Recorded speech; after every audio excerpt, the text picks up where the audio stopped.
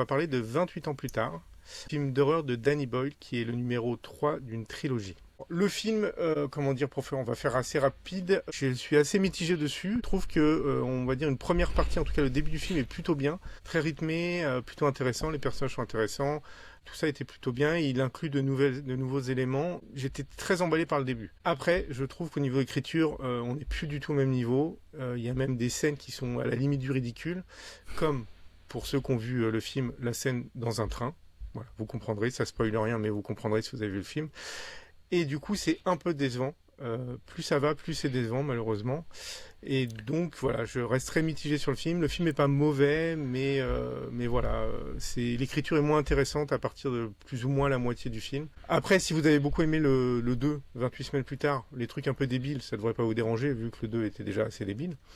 Mais voilà, il est moins bien que le 1 quand même. Il reste quand même un peu mieux que le 2, je pense.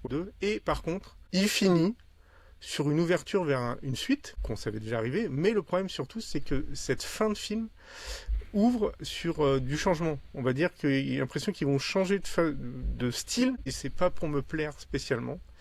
C'est intriguant, et en même temps, ça me fait très peur, parce que ça aborde vraiment un changement total dans le style de film.